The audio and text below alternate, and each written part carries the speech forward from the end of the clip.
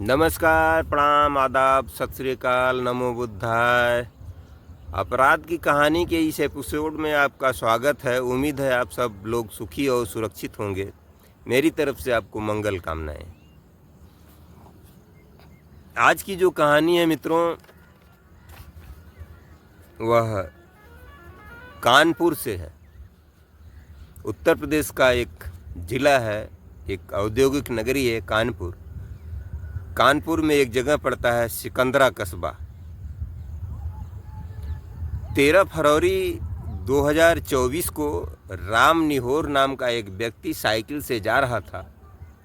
वो जैसे ही हाईवे पर चढ़ने को हुआ कि बगल के झाड़ी में एक व्यक्ति की लाश पड़ी होती है और लाश देखकर वह ठिठक गया। और लाश देखने के बाद वह तुरंत जो है कुछ लोगों को इकट्ठा किया और पुलिस को सूचित करने के लिए कहा।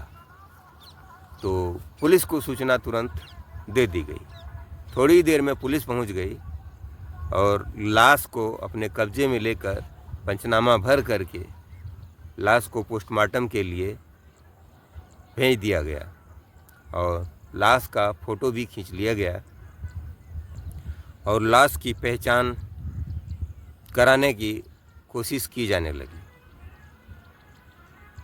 27 वर्ष के आसपास का वह व्यक्ति रहा होगा। उसकी पुलिस पोस्टमार्टम करवाती है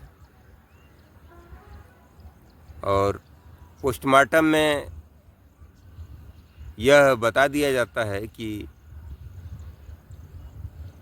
इसकी मार मार करके हत्या कर दी गई है और हत्या करके फेंक दिया गया है। तो कई दिन बीत जाने के बाद अंत में उस व्यक्ति की शिनाख्त होती है। शिनाख्त होती है कि वो औरैया ज़िले का रहने वाला था। औरैया ज़िले में एक गांव है दिबियापुर। दिबियापुर का वह व्यक्ति था, उसका नाम था चंद्रभान। तो चंद्रभान की पत्नी थी कुसुमा। तो कुसुमा जो है अपने पति की गुमशुदगी की रिपोर्ट दर्ज करवाई थी और उसी के आधार पर पुलिस जो है उसके तक पहुंचती है और उसको उस लाश का शिनाख्त करने के लिए कहती है। पुलिस जब शिनाख्त करवाती है तो कुसुमा शिनाख्त में कहते हैं कि हाँ, ये हमारे पति हैं। तो चंद्रभान के पास कोई मोबाइल नहीं था।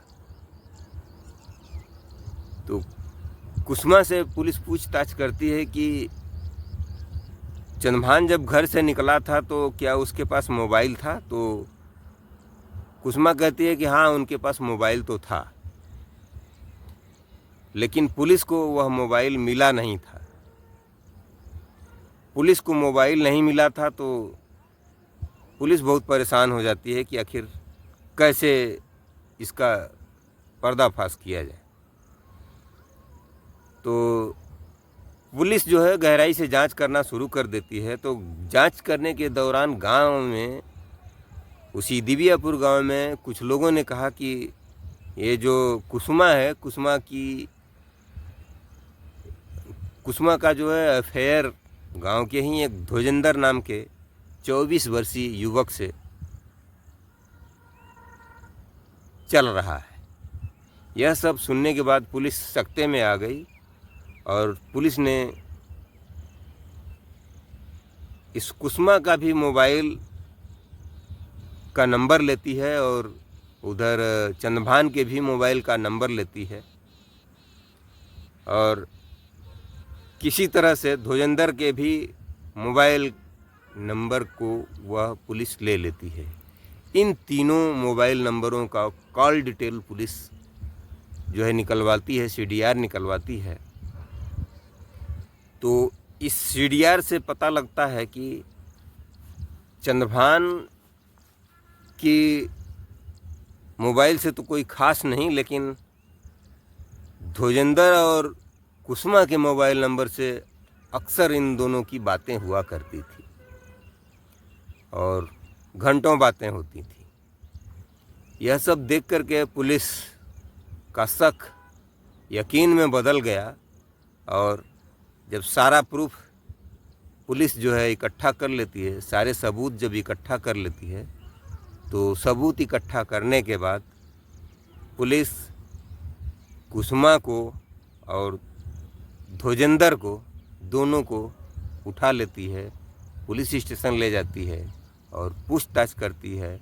तो जो कहानी निकल कर सामने आई वो कुछ इस प्रकार थी। कुसुमा और चंद्रभान की शादी काफ़ी समय पहले हो गई थी। इधर चंद्रभान जो है दारू वारू कुछ ज़्यादा ही पीने लगा था। तो एक दिन कुसुमा को चंद्रभान लेकर के एक विवाह सम्मेलन में लेकर गया था, विवाह शादी के एक फंक्शन में लेकर गया था। और उसी बीच वहाँ जो है एक लड़का मिलता है जो टेंट का काम करता है, वहीं टेंट जो है लगाता था। तो उसी का टेंट वहाँ आया हुआ था जहाँ वो शादी में लेकर गया था कुसुमा को। तो ध्वजेंद्र नाम का यह लड़का जो है कुसुमा पर मोहित हो गया और कुसुमा के आगे पीछे और उसको पानी या चाय या इस तरह से जो है वह ले आकर के सर्व करने लगा और चंद्रभान को भी सर्व करने लगा। तो यह जो है लोग सोचे कि भाई औपचारिकता होती है, किसी भी शादी विवाह में जाइए तो इस तरह से वेटर वगैरह जो है सेवा करते हैं। लेकिन धीरे धीरे ये ध्वजेंद्र जो था उसने जो है यह पता करने की कोशिश किया कि चंद्रभान का घर कहाँ है। चंद्रभान का घर पता लगाता है और चंद्रभान से नज़दीकियाँ बढ़ाना शुरू करता है। फिर चंद्रभान के आदतों के विषय में जानने की कोशिश करता है। तो चंद्रभान शराब का आदी था, तो यह भी जो है उसी के साथ अपना जाने लगा मैखाने पर और वहीं दोनों मिल बैठकर दारू पीने लगे। और धीरे धीरे दारू की आदत चंद्रभान की बढ़ती गई और इधर दारू के नशे में जब चंद्रभान हो जाता था तो उसके घर में ही यह ध्वजेंद्र पहुंच करके कुसुमा से संबंध बना लेता था। अब इस तरह की घटनाएं अक्सर होने लगीं। कुछ दिनों के बाद चंद्रभान को यह पता लग गया। चंद्रभान को जब यह पता लग गया तो चंद्रभान ने जो है कुसुमा से कहा कि यह ठीक नहीं है, तुम अपने आप में सुधार लाओ, आइंदा से तुमको अब ध्वजेंद्र से नहीं मिलना है, अगर नहीं सुधरोगी तो ठीक नहीं होगा। लेकिन इधर आदत कहाँ सुधरने वाली थी। तो फिर एक दिन कुसुमा ध्वजेंद्र के साथ पकड़ी जाती है। ध्वजेंद्र की उम्र करीब 24 साल के आसपास होती है। तो जब पकड़ी जाती है तो उसी समय ये चंद्रभान जो है बहुत पिटाई कर देता है कुसुमा की। तो कुसुमा की जब पिटाई कर देता है तो एक दिन बाद वह ध्वजेंद्र को फ़ोन लगाती है कुसुमा और कहती है कि इस चंद्रभान को जो है रास्ते से हटाना होगा, क्योंकि यह हमारी बहुत पिटाई करता है। क्या तुम चाहोगे कि तुम्हारी प्रेमिका की इस तरह से कोई पिटाई करे? तो ध्वजेंद्र कहता है कि नहीं, बिल्कुल नहीं। तो जो यह प्लान बनाती है उसी प्लान के मुताबिक ये दोनों जो है उसकी हत्या कर देते हैं और हत्या करके सड़क किनारे इसी तरह से फेंक देते हैं और चेहरों को इस तरह से कर देते हैं कि जल्दी पहचान ना हो पाए। और इधर स्वयं कुसुमा ने ही पुलिस में रिपोर्ट दर्ज कराई थी कि हमारे पति 3 दिन से गायब हैं।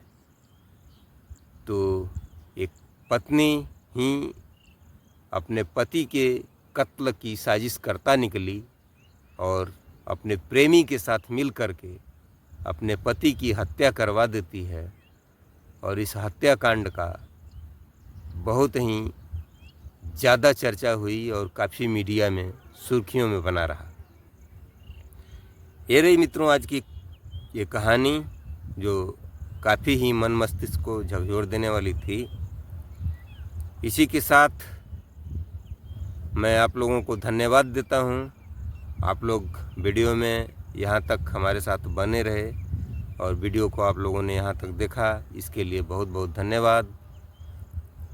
और अगर आपको यह वीडियो अच्छी लगी हो तो वीडियो को लाइक ज़रूर कीजिएगा और मेरे चैनल को सब्सक्राइब कर दीजिएगा और घंटी की आकृति वाली एक बेल आइकन को भी दबा दीजिएगा, उसमें ऑल पर क्लिक कर दीजिएगा। इसी के साथ मैं आप लोगों से इजाज़त लेता हूँ। कल रात 8 बजे मैं आपके साथ फिर मिलूँगा एक नई कहानी के साथ। तब तक के लिए आप मुझे इजाज़त दीजिए। धन्यवाद। नमस्कार। जय भारत।